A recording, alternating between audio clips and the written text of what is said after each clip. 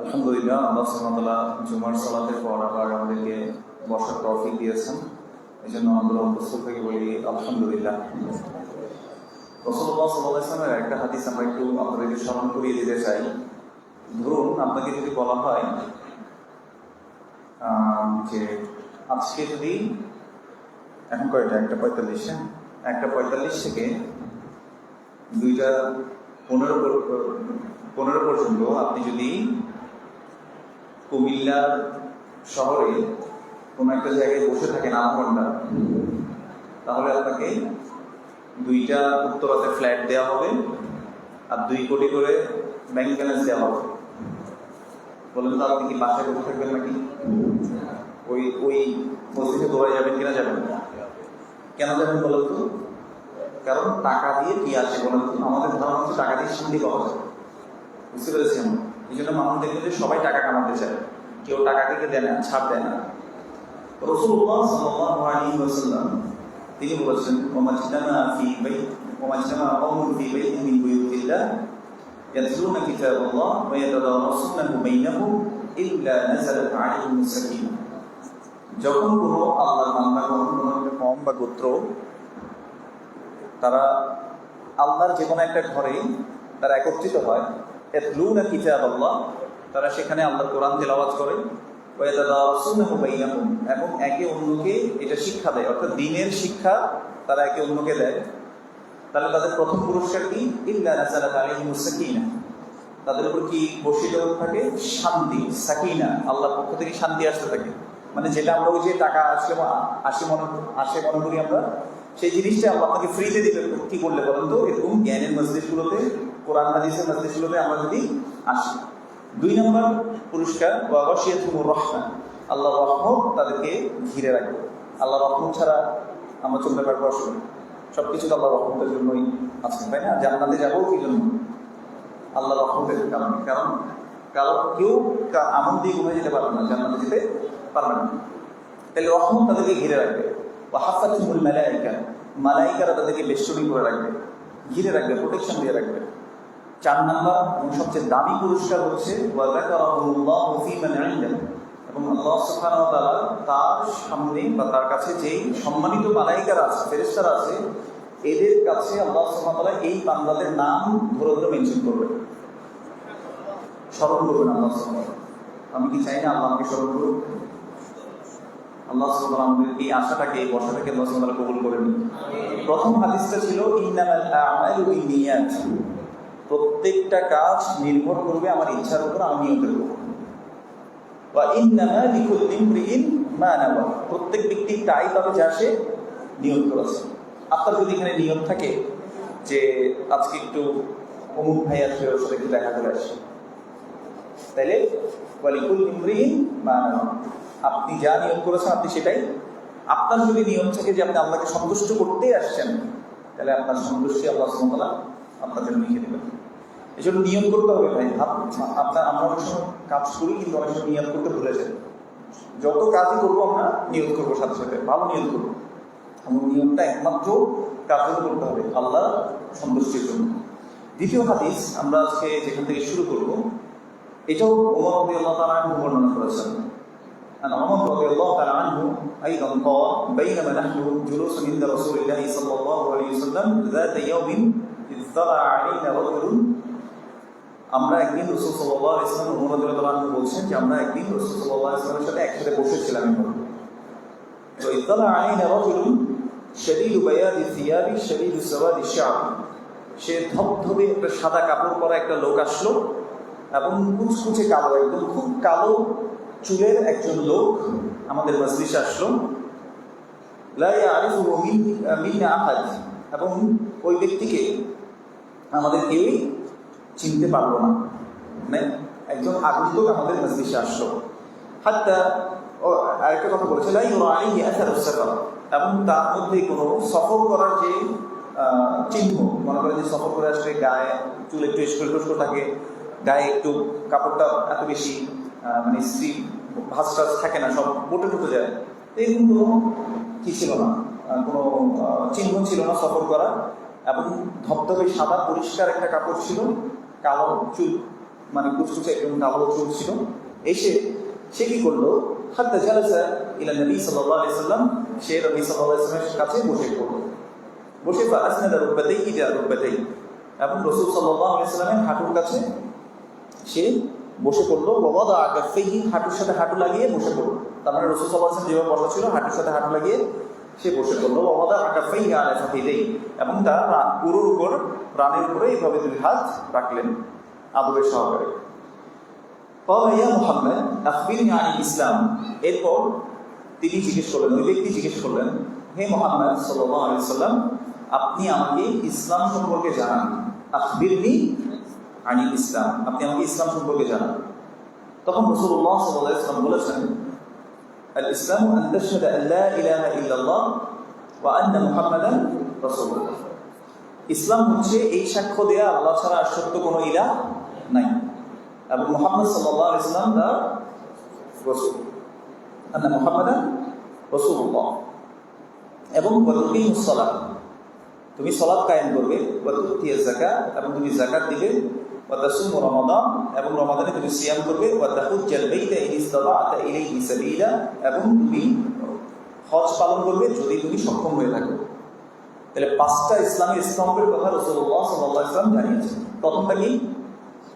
শাহাদাত, আন তাশহাদা আন লা ইলাহা ইল্লাল্লাহ, এই সাক্ষ্য দেয়া যে আল্লাহ ছাড়া আর সত্য কোনো ইলাহ নেই, এবং মুহাম্মদ সাল্লাল্লাহু আলাইহি ওয়াসাল্লাম তার রাসূল। এটা প্রথম সাক্ষ্য।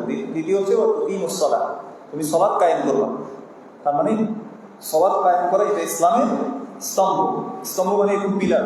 একটা পিলার যদি ভেঙে যায় কি হবে বলুন তো? বিল্ডিং কিভাবে পড়ে যাবে, সেভাবে আমার ইসলামও কি হয়ে যাবে, পড়ে যাবে। এই জন্য সালাত কায়েম করতে বলছে, বলে নাই তুআদ্দি সালাত, তুমি সালাত আদায় করবে, এটা বলে নাই রাসূল সাল্লাল্লাহু আলাইহি ওয়াসাল্লাম। কি বলছেন? তুকিমুস সালাত, তুমি সালাতকে কায়েম করবে, এস্টাবলিশ করবে। তার মানে এটা করতেই হবে।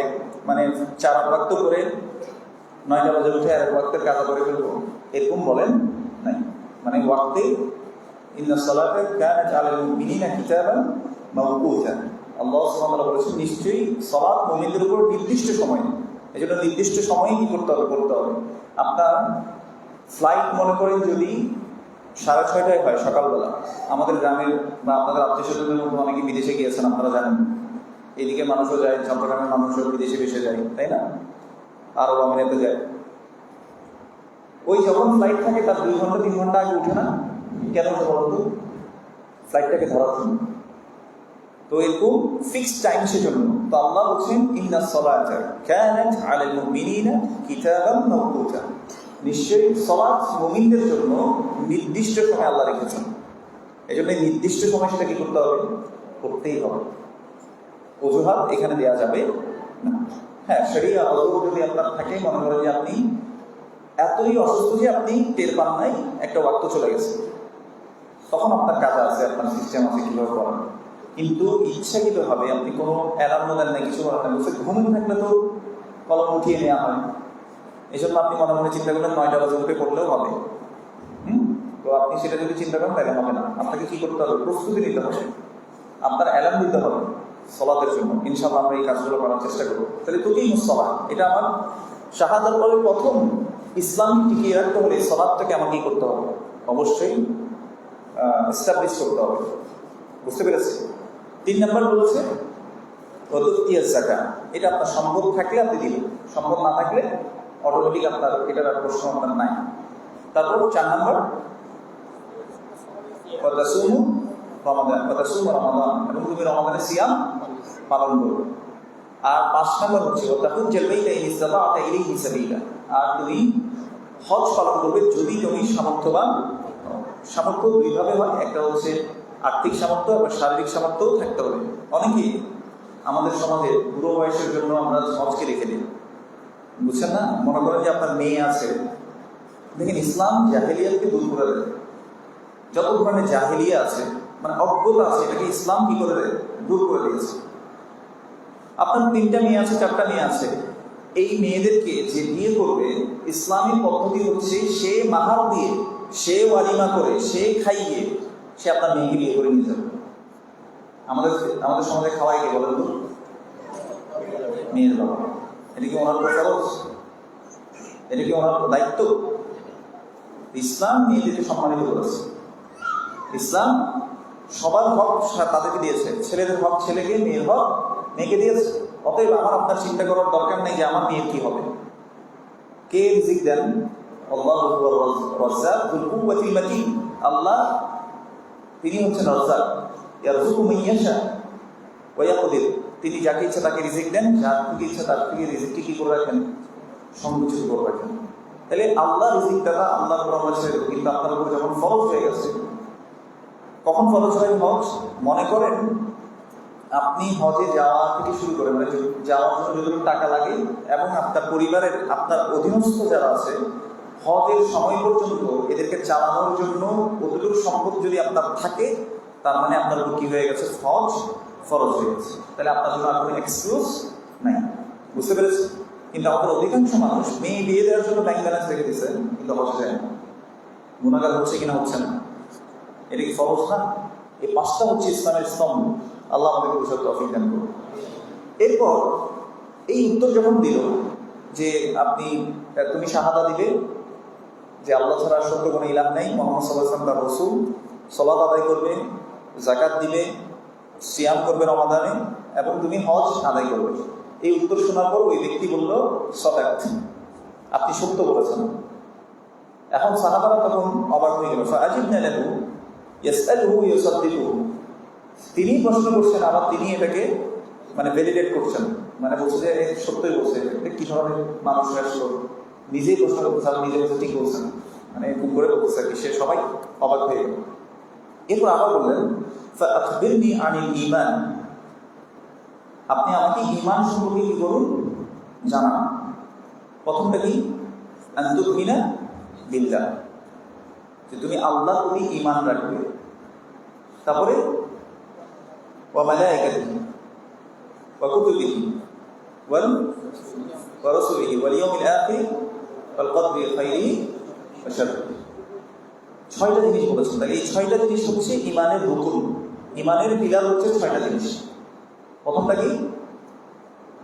আল্লাহর প্রতি ঈমান।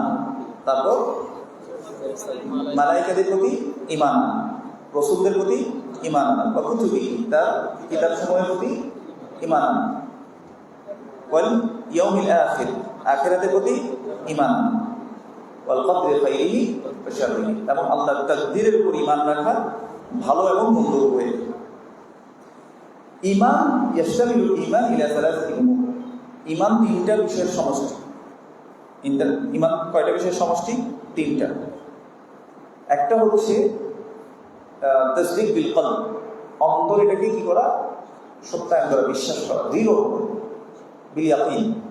2 ইকরার বিল লিসান, মুখে সেটা স্বীকৃতি দেয়া, মানে মুখে বলতে হবে। মনে করেন যে আপনি মুসলিম, এখন বলতে লজ্জা পান, এরকম যাবে না, তাহলে এটা ঈমানের বহিঃপ্রকাশ হবে। বলতে হবে যে আমি মুসলিম।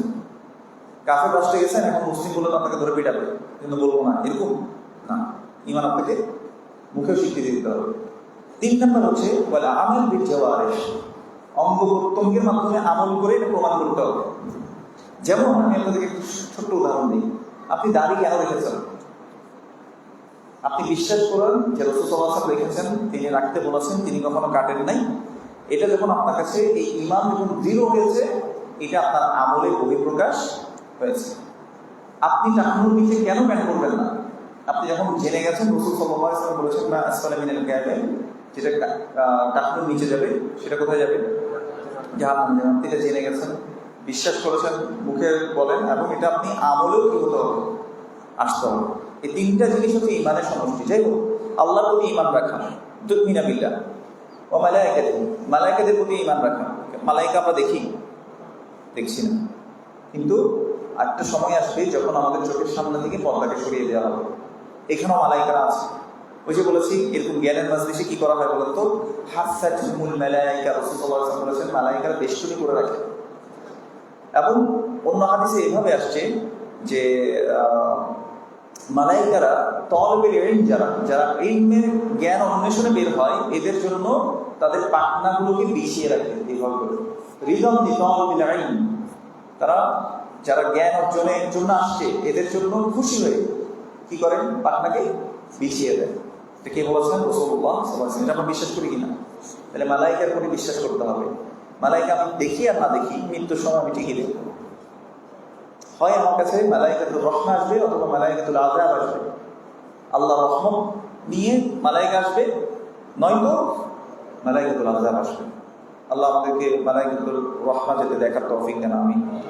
তো এই জন্য মালায়েকা আমরা বিশ্বাস করতে হবে, হ্যাঁ। এবং আল্লাহ বলেছেন ফাকাশাফনা আনকা গিতাআকা ফাবাসারুকা আল-ইয়াওমা হাদীদ। এমন একটা সময় আসবে আমার চোখের সামনে থেকে কি হয়ে যাবে বলতো? পর্দাকে সরিয়ে নেওয়া। এমনকি মৃত ব্যক্তি মানে যখন রেখে আসা হয় কবরের মধ্যে, তখন দুইজন মালায়েকা এসে কি করে? প্রশ্ন করে। এবং যে টাইমে প্রশ্ন করে ওই মৃত ব্যক্তি তখন ওই আত্মীয় স্বজনের পায়ের শব্দ শুনতে পারে। আল্লাহ আমাদেরকে বুঝেন তৌফিক দান করুন। তাহলে 2 নম্বর হচ্ছে মালায়েকাদের প্রতি ঈমান রাখা। 3 নম্বর রাসূলিহি, তার রাসূলদের প্রতি, সকল রাসূলদের প্রতি কি করতে হবে? ঈমান আনতে হবে। কেউ যদি বলে যে আমি আল্লাহকে মানতেছি, রাসূলকে না মানলেও চলবে, তার ঈমান পরিপূর্ণ হবে? আল্লাহ বলেছেন ওয়া মান ইউতিউ রাসূলা ফাকাদ আতা আল্লাহ। যে ব্যক্তি আল্লাহ রাসূল সাল্লাল্লাহু আলাইহি ওয়াসাল্লামের আনুগত্য করলো, সে কার আনুগত্য করলো? মূলত আল্লাহরই আনুগত্য করলো। যাই হোক, তাহলে রাসূলগণের প্রতি ঈমান রাখতে হবে। 4 নম্বর ওয়া কুতুবিহি, আল্লাহ যে কিতাবসমূহ পাঠিয়েছেন সেগুলোর উপর কি আনতে হবে? ঈমান রাখতে হবে। এবং 5 নম্বর হচ্ছে ওয়াল ইয়াউমিল আখির, আখিরাতের প্রতি কি করতে হবে? ঈমান রাখতে হবে। আচ্ছা, আমল করি না, আখিরাত বলে কিছু একটা থাকতেও পারে। যদি এভাবে কেউ ইবাদত করেন, আল্লাহ বলছেন মিনান নাসি মাইয়াবুদুল্লাহ আলা হারফ। কিছু কিছু মানুষ আছে যারা আল্লাহর ইবাদত করে মানে দুদুল্যমান অবস্থায়, মানে হইলেও হইতে পারে, না হইলেও হইতে পারে। আমি একজনকে একবার বলতে শুনেছি যে ভাই আমি নামাজ কালাম সবসময় ঠিক মতো 5 ওয়াক্তই করি। কেন? বলছে যদি আল্লাহ থাকে তাহলে তো ধরা গেল। তাহলে যদি থাকে, ও একটা এখানে কি ক্লজ লাগাই দিচ্ছে, তাই না? তো এটা কি এই ঈমান রাখলে কোনো পরিপূর্ণ ঈমান হবে কিনা?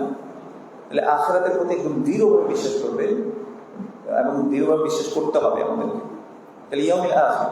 এবার আসি ওয়াল কদর খাইরিহি ওয়া শাররিহি, তাকদীরের প্রতি ঈমান রাখা। আচ্ছা, কেউ আমাকে বলতে পারবেন যে তাকদীরের প্রতি, এটা নিয়ে আমাদের সমাজে অনেক ধরনের বিভ্রান্ত আছে, তাই না? যে তাকদীর মানে এটা কি জিনিস? মনে রাখবেন, তাকদীর এটা আল্লাহর নির্ধারণ। তাকদীর মানে কি? আল্লাহর নির্ধারণ। এই নির্ধারণে আমার আপনার কারো হাত নাই। তাকদীরকে এভাবে বিশ্বাস করতে হবে। তাকদীরে আমার আপনার কি নেই? কোনো হাত নেই, আমার আপনার কোনো কৃতিত্ব নেই। আল্লাহ যা নির্ধারণ করেছেন তাই হবে, যা লিখে রেখেছেন তাই হবে। এর চেয়ে বাড়তিও হবে না, কমতিও হবে না। এবং আল্লাহর ইলম এটা নাকিস না। যদিও অনেক টার্মিনোলজি ইউজ করে এটাকে বোঝানো যায়, কিন্তু সহজভাবে আমি আপনাদেরকে বললাম এটা আল্লাহর নির্ধারণ। এই নির্ধারণে বান্দাদের কোনো কি নাই, মানে কোনো কৃতিত্ব, কোনো হাত নাই। এটুকু বুঝছি আমরা। এবং তাকদীরের ভালো এবং মন্দ উভয়ের প্রতি কি করতে হবে? বিশ্বাস করতে হবে যে এটা আল্লাহর নির্ধারণ। ভালো যেটা আসতেছে সেটাও নির্ধারিত, খারাপ যেটা আসছে আমার কাছে সেটাও নির্ধারিত। এই দুটোকে আপনার ঈমান রাখতে হবে। এই তাকদীর আমরা কেউ জানি আল্লাহ কি লিখেছেন? এটা আমরা জানি না। তাহলে আমাদেরকে একটা জিনিস খেয়াল রাখতে হবে, আল্লাহ যে বলেছেন ওয়ানাবলুকুম বিশ-শাররি ওয়াল খাইরি ফিতনাহ। এই পৃথিবীতে আমাদেরকে আল্লাহ কি জন্য পাঠিয়েছেন? বলেন, ইবাদত করার জন্য। আবার আল্লাহ বলেছেন আল্লাহ আমাদেরকে কি করবেন? টেস্ট করবেন। ওয়ালানাবলুওয়ান্নাকুম বিশাই, আমি অবশ্যই উই উইল টেস্ট ইউ বিশাই, উইথ এনিথিং। যে কোনো কিছু আল্লাহ কি করবেন? পরীক্ষা করবেন। এরপর কয়েকটা তিনি মেনশন করেছেন, মিনাল খাউফ, ভয় দিয়ে, ওয়াল জু, খিদা দিয়ে, ওয়া নাকসিন মিনাল আমওয়াল, সম্পদ কমিয়ে দিয়ে, ওয়াল আনফুস, তোমাদের নিজেদের মধ্য দিয়ে আমি তোমাদেরকে পরীক্ষা করবো। রোগ বালাই অনেক কিছু হইতে পারে নিজেদের মধ্যে। ওয়াস সামারাত, এবং ফসল ফলাদের ক্ষয়ক্ষতি, এগুলো দিয়ে আমি তোমাদেরকে পরীক্ষা করবো। এগুলো সব বলানো হলো ওয়াবাশশিরিস সাবিরিন, যারা সাবির বান্দা এদেরকে সুসংবাদ দাও। আল্লাযীনা ইযা আসাবাতহুম মুসিবাহ ক্বালু ইন্না লিল্লাহি ওয়া ইন্না ইলাইহি রাজিউন। যখন তাদের কাছে কোনো মুসিবত চলে আসে তখন তারা বলে আমরা তো আল্লাহ এবং আল্লাহর কাছে আমরা ফিরে যাব। তাহলে এই যে এই বিশ্বাস যদি থাকে যে যাই আসছে আমার কাছে আমি আমি তো আল্লাহর কাছে আমি ফিরে যাব, আমার বন্ধুগ্রস্ত কোথায়? আল্লাহ। এখানে কিছু সময়ের জন্য আমি আসছি, এবং আল্লাহ আয়াতে বলছে মানে আমি তোমাদেরকে পরীক্ষা করব বিশ্বরী খারাপ দিয়ে, ওয়াল খাইরি ফিতনা, এবং তোমাদেরকে ভালো দিয়ে আমি কি করবো? পরীক্ষা করবো। তাইলে খারাপ ভালো উভয় দিয়ে আল্লাহ কি করবেন? আমাদেরকে পরীক্ষা করবেন। এই জন্য রাসূলুল্লাহ সাল্লাল্লাহু আলাইহি ওয়াসাল্লাম বলেছেন, আজাবাল লিআমরিল মুমিন, মুমিনের বিষয়টা খুব আশ্চর্য।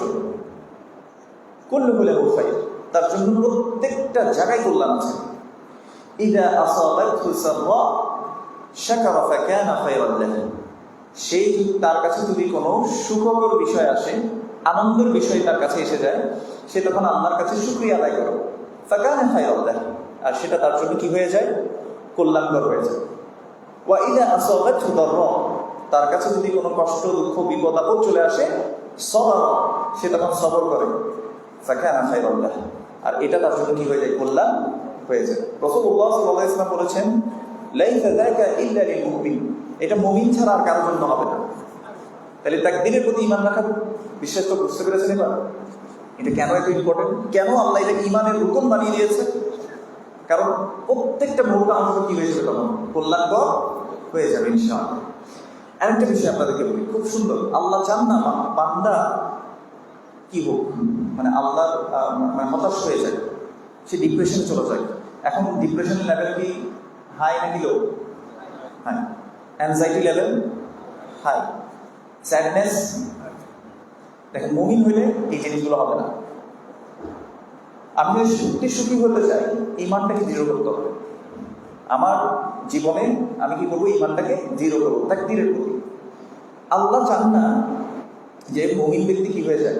হতাশ হয়ে যায়।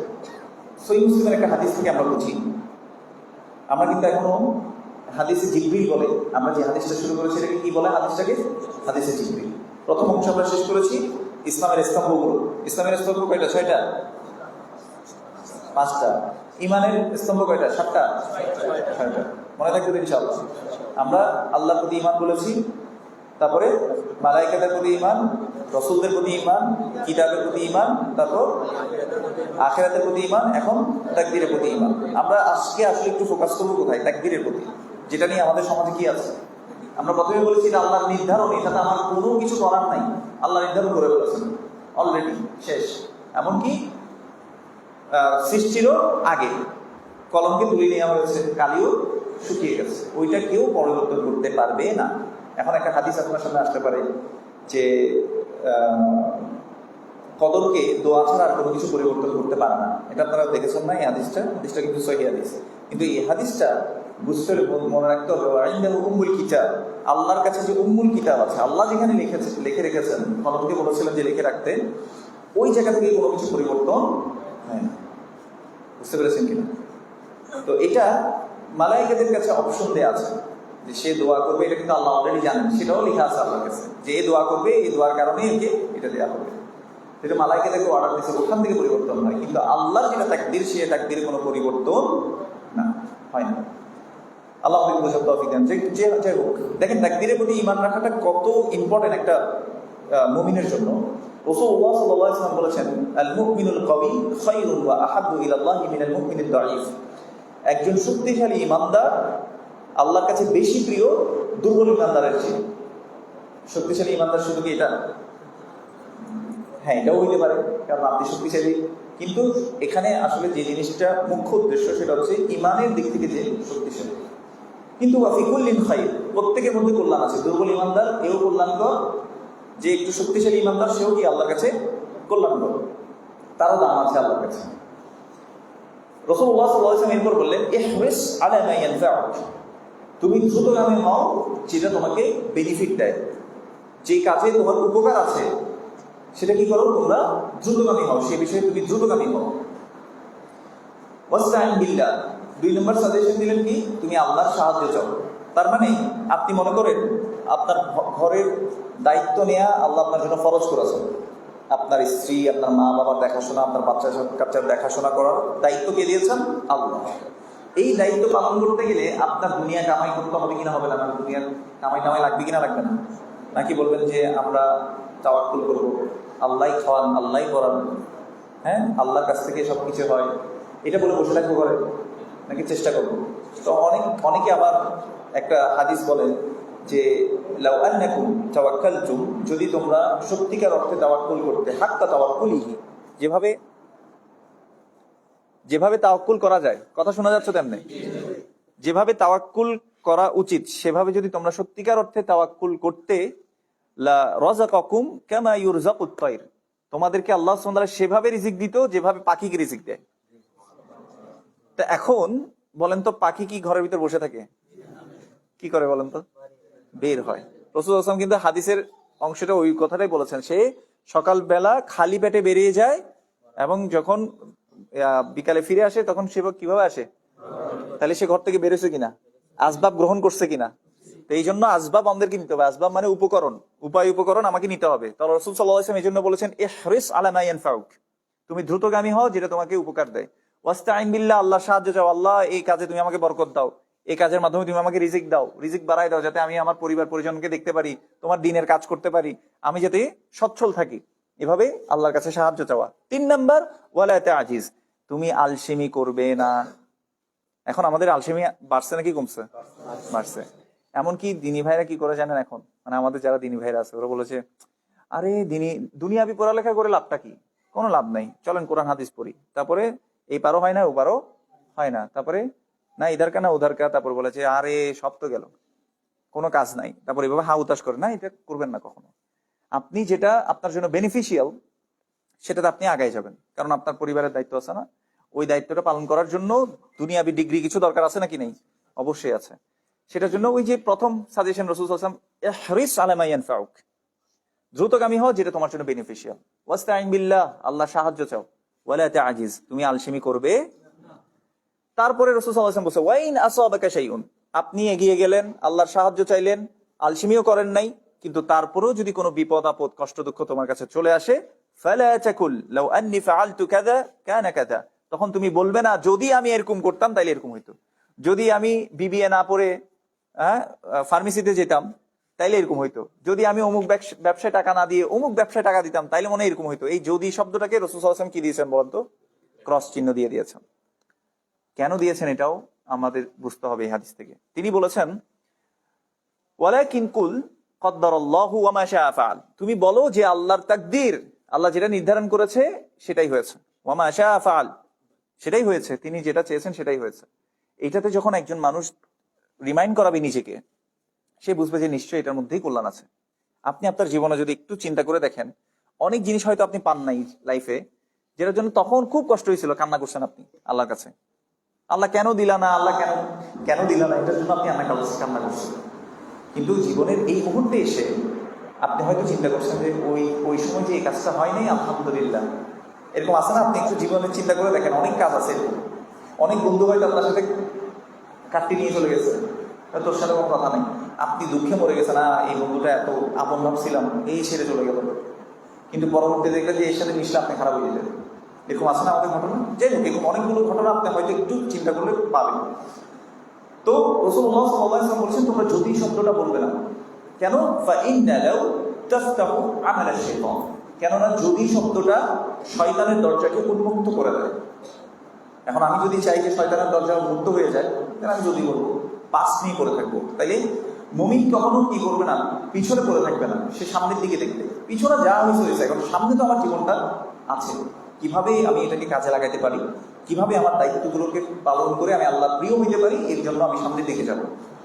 এই জন্য আমাদেরকে তাকদীরের প্রতি বিশ্বাস করতে হবে। কদ্দারাল্লাহু ওয়া মা শাআ ফাআল, এটা আল্লাহর তাকদীর, আল্লাহ যেটা রেখেছেন সেটা। আপনি দেখেন, আমরা সবাই কিন্তু তাকদীর দ্বারা আমরা কিছু জায়গায় বাধ্য। যেমন আপনি নাইট্রোজেন নিয়ে বেঁচে থাকতে পারবেন, পানির নিচে আপনি বাস করতে পারবেন, এটা তাকদীরের অংশ। এটা কিসের অংশ? তাকদীরের অংশ। কিন্তু কিছু জায়গায় আল্লাহ সুবহানাহু ওয়া তাআলা আমাদেরকে জানান নাই কিছু জিনিস, আমাদেরকে বাছাই করার কি দিয়েছেন? সুযোগ দিয়েছেন। যেমন কোনটা ভালো কোনটা খারাপ আল্লাহ দেখিয়ে দিয়েছেন। আল্লাহ সূরা দাহর বা সূরা ইসরার মধ্যে বলছে ইন্না হাদাইনাহুস সাবিলা ইম্মা শাকিরা ওয়া ইম্মা কাফুরা, আমি তাকে পথ দেখিয়ে দিয়েছি, সে হয়তো শুকরিয়াকারী বান্দা হবে, নয়তো সে কুফরি করবে। আল্লাহ বলছেন ফামান শাআ ফালইউমিন ওয়া মান শাআ ফালইয়াকফুর, যার ইচ্ছা সে ঈমান আনুক, যার ইচ্ছা সে কুফরি করুক। তাহলে সাধারণ একটা ইচ্ছা শক্তি আল্লাহ সুবহানাহু ওয়া তাআলা সবাইকে দিয়েছেন, বুঝতে পেরেছেন কিনা? এখন এই জিনিসটা আল্লাহ যে তাকদীর, এখন আমার কি হবে, যেমন ইচ্ছাটাও কিন্তু আল্লাহর কাছ থেকে আসে, কিন্তু আল্লাহ তো এটা জিনিসটা আমাকে গোপন রেখেছেন। আল্লাহ কি নির্ধারণ করেছেন আমাকে আপনাকে বলেছেন কিনা আল্লাহ জানান নাই। এটা আল্লাহর তাকদীর, আল্লাহর নির্ধারণ, যেটা আমরা জানবো না আসলে। তো এই জন্য আমরা ভালো ভালো কাজ করার চেষ্টা করবো, আল্লাহকে খুশি করার চেষ্টা করবো। যদি কঠিন কিছু চলে আসে সবর করবো, ভালো কিছু আসলে শুকর করবো, বুঝতে পেরেছি? শুকর করলে আল্লাহ কি করবেন? বাড়িয়ে দেবেন নিয়ামতকে। লাইন শাকারতুম লাযীদান্নাকুম, তাহলে অবশ্যই অবশ্যই আমি তোমাকে বাড়িয়ে দেব। তাহলে বুঝতে পেরেছি তাকদীরের প্রতি ঈমান রাখার বেনিফিট কি। তাহলে এখন কি ঝগড়া করবো যে আল্লাহ লিখছেন বলে তাই, মানে আমরা করবো বলে আল্লাহ লিখছেন, নাকি আল্লাহ লিখছেন তাই আমরা করতেছি? এই তর্কে এখন না গিয়ে তাকদীরের প্রতি ঈমান রাখাটা জরুরি ছিল না আমার? আর কোনো কনফিউশন আছে? আল্লাহ লিখেছেন বলেই সব হবে। আসলে আমার কাজের কারণে আল্লাহ লিখা কিনা, মানে আমার কাজের কারণে আল্লাহ লেখাটা নির্ভর করছে না, কারণ অলরেডি আল্লাহ সুবহানাহু ওয়া তাআলা মানে লেখা শেষ। আল্লাহর যেটা কলমকে নির্দেশ দিয়েছেন ওখানে লেখা বাকি আছে নাকি কিছু? হ্যাঁ, রুফিয়াতুল কলম, কলমকে তুলে নেওয়া হয়েছে, ওয়াজুফাতিস সুহুফ, এবং পৃষ্ঠাও কি হয়ে গেছে?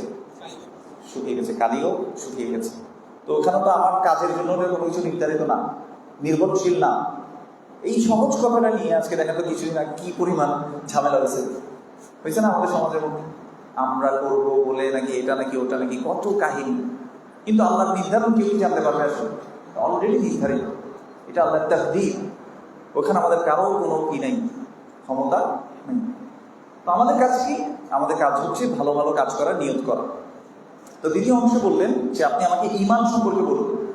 এখন দেখেন, আমরা আবার বলি যে কিতাবের প্রতি আমরা ঈমান এনেছি, যেটা একটু সময় শেষের দিকে চলে আসছি।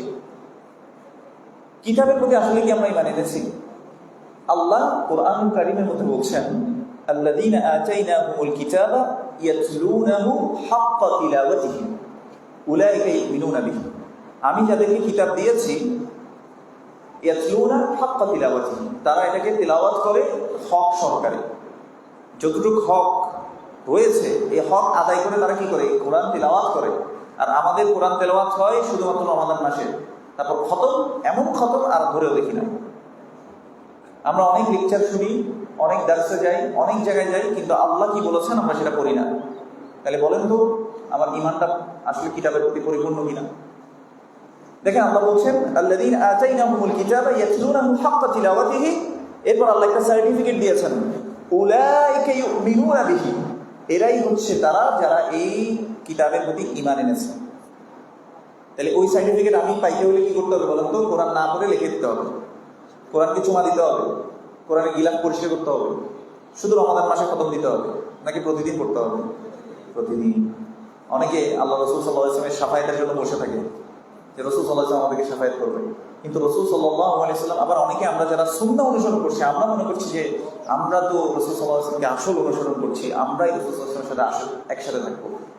রাসূল সাল্লাল্লাহু আলাইহি ওয়াসাল্লামকে আল্লাহ সুবহানাহু ওয়া তাআলা আয়াত নাযিল করে বলেছেন, ওয়া ক্বালা রাসূল, রাসূল সাল্লাল্লাহু আলাইহি ওয়াসাল্লাম কিয়ামতের দিন বলবে, ইয়া রব, হে আমার রব, ইন্না কওমি ইত্তাখাযু হাযাল কুরআনা মাহজুরা, আমার এই কওম, আমার এই উম্মাহ, তারা এই কোরআনকে পরিত্যাজ্য হিসেবে গ্রহণ করেছে। পরিত্যাজ্য হিসেবে মানে এটাকে তারা কোনো পাত্তাই দেয়নি, মানে এটা যে পড়তে হয়, এটা যে বুঝতে হয়, এটা তারা পাত্তাই দেয়নি। তাহলে বিচার দিবে কে সেদিন? কিয়ামতের দিন রাসূলুল্লাহ সাল্লাল্লাহু আলাইহি ওয়াসাল্লাম। কিয়ামতের দিন এটা আল্লাহ কোরআনে আয়াত নাযিল করে জানিয়ে দিয়েছে। এবার কেউ যদি বসে থাকে যে শাফায়াতের জন্য, বলেন তো সে তার চেয়ে বোকা আর আছে কেউ? রাসূল সাল্লাল্লাহু আলাইহি ওয়াসাল্লাম কারণ আমার বিচার দিলে সে বাঁচার কোনো উপায় আছে? আল্লাহ আমাদেরকে বোঝার তৌফিক দান করুন। এই জন্য অবশ্যই আমাদেরকে কোরআন পড়তে হবে, বুঝতে হবে, আমলও করতে হবে। যাই হোক, আমরা ঈমানের 6টা সম্পর্কে বললাম, রুকন সম্পর্কে বললাম। এরপর তাকে জিজ্ঞেস করলো, আখবিরনি আনিল ইহসান, আপনি আমাকে ইহসান সম্পর্কে জানান। তখন তিনি বলেছেন, আন তা'বুদাল্লাহা কাআন্নাকা তারাহু ফাইন লাম তাকুন তারাহু ফাইন্নাহু ইয়ারাক, এমন ভাবে তুমি আল্লাহর ইবাদত করবে যেন তুমি আল্লাহকে দেখতে পাচ্ছ। যেন তুমি আল্লাহকে দেখতে পাচ্ছ মানে আল্লাহকে দেখতে পাচ্ছ, এটা রাসূল সাল্লাল্লাহু আলাইহি ওয়াসাল্লাম বলেছেন, কাআন্নাকা তারাহু, যেন তুমি আল্লাহকে দেখতে পাচ্ছ। তার মানে আল্লাহ যদি তোমার সামনে থাকতো, তুমি কত সুন্দর করে ইবাদতটা করবে। আচ্ছা, আল্লাহ কারো সামনে থাকলে, যদি মনে করেন যে আপনার সামনে আল্লাহ আছেন, আপনি কাউকে গালি দিতে পারতেন? কারো হক মেরে দিতে পারতেন? পারতাম না আসলে। তাহলে প্রত্যেকটা কথা কাজ ইবাদত না? যে আজকে আমরা খুতবার মধ্যে বলেছিলাম, শেখুল ইসলাম ইবনে তাইমিয়া কি বলেছেন, কুল্লি মা ইউহিব্বুল্লাহু ওয়া ইয়ারদা, যেগুলো আল্লাহ ভালোবাসেন, পছন্দ করেন, এগুলো সবগুলো ইবাদত। মিনাল আকওয়াল, কথার মাধ্যমে হতে পারে, ওয়াল আফআল, কাজের মাধ্যমে হতে পারে, আর যাহিরা, প্রকাশ্য হতে পারে, ওয়াল বাতিনা, গোপন হতে পারে। গোপন ইবাদত কি বলেন তো, দেখে একটু উদাহরণ দেন। গোপন ইবাদত কি? হ্যাঁ, আল্লাহর ভয়, হ্যাঁ, চরিত্র রক্ষা করা, যাই হোক অনেক কিছু হয়। কিন্তু নিয়ত, সেই যে গত হাদিস যেটা গেছে, ইন্নামাল আমালু বিন্নিয়াত, নিয়ত দিয়ে দেখান আপনি কাউকে। নাওয়াইতু আন আজলিসা ফি হাযাল মাজলিস লিআসমা'a আল হাদিস আস-সানি মিন আল-40 আন-নাওয়াবিয়্যাহ, হ্যাঁ, আপনি এটা বলছেন যে আমি নিয়ত করছি আজকে আমি ইমাম নববীর 40 হাদিসের দ্বিতীয় হাদিস বসবো, দ্বিতীয় হাদিসের দার্সের মধ্যে, মজলিসের মধ্যে বসবো, আমি নিয়ত করিলাম। এটা পড়েন আপনি, নিয়ত কোথায় করতে হয় বলুন তো? অন্তর। দেখা যায় এটাই ইবাদত না? প্রত্যেকটা কাজ ইবাদত। তো বলছে আন তা'বুদাল্লাহ, তুমি এমন ভাবে আল্লাহর ইবাদত করবে কাআন্নাকা তারাহু, যেন তুমি আল্লাহকে দেখতে পাচ্ছ। ফাইন লাম তাকুন তারাহু, তুমি তো আল্লাহকে দেখতে পাবে না, তাহলে জেনে রাখো ফাইন্নাহু ইয়ারাক, আল্লাহ তোমাকে দেখতে পাচ্ছে। মনে করেন একদম ছোট্ট উদাহরণ দিই, আমরা আল্লাহকে যে অতটা অনার করি না। মনে করেন আপনি রেগে মেগে লাল হয়ে আছেন, এখানে অনেকে হয়তো বিয়ে করেন নাই, যুবক বয়সে অনেকে দেখতেছেন। তো মনে করেন যে বইয়ের সাথে অনেক ঝগড়া, অন্তত যুবক বয়সে যারা আছে আব্বা আম্মু ঝগড়া তো দেখছেন, আব্বা আম্মু যে ঝগড়া করতেছেন, ওই টাইমে মনে করেন যে অনেক বড় আলেম, মনে করেন যে আমাদের শেখ জাকারিয়া স্যার দরজার কি তামাক করা আনতেছেন, জাকারিয়া স্যারকে দেখে বলেন তো আব্বা, আপনার আব্বা আম্মা ঝগড়া কি থাকবে আগের মতো? কমে যাবে না? কেন? জাকারিয়া স্যার সম্মানিত, কিন্তু জাকারিয়া স্যারের চেয়েও, আলেমদের চেয়েও, শাইখদের চেয়েও সম্মানিত কে?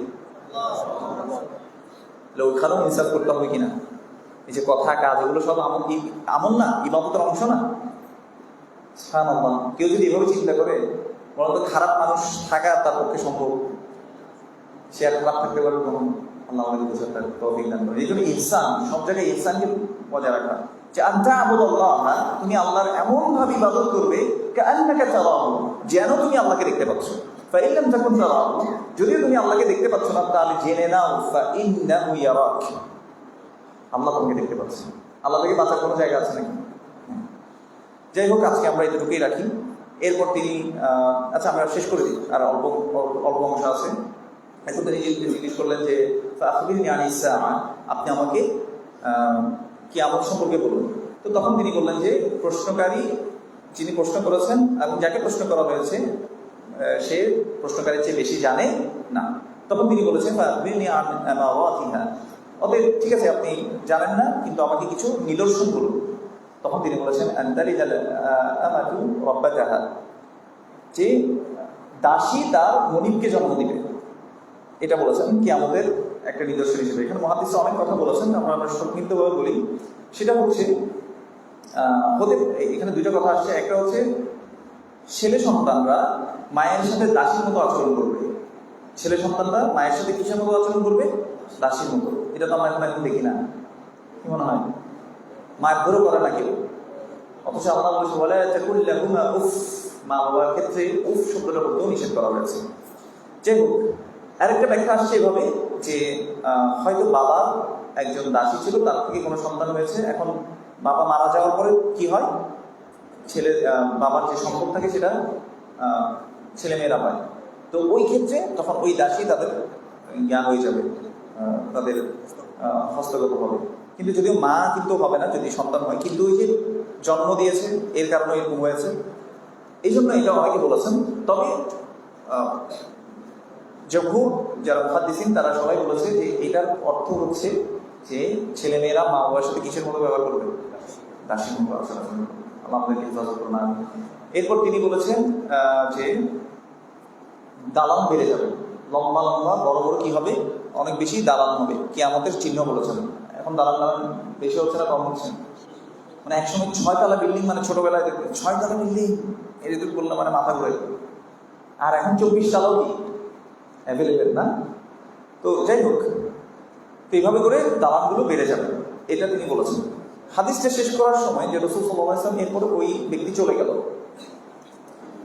তো ওমর রাদিয়াল্লাহু আনহু বলছেন ফালাবিথু মালিয়ান, আমরা কিছুক্ষণ অপেক্ষা করলাম, সুম্মা ইনতালাকা, এরপর ওই ব্যক্তি যখন চলে গেল তখন রাসূল যে তুমি কি জানো যে প্রশ্নকারী কে?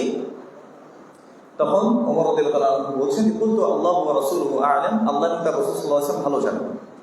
তখন রাসূল সাল্লাল্লাহু আলাইহি ওয়াসাল্লাম বলেছেন যে ইনি হচ্ছেন কে?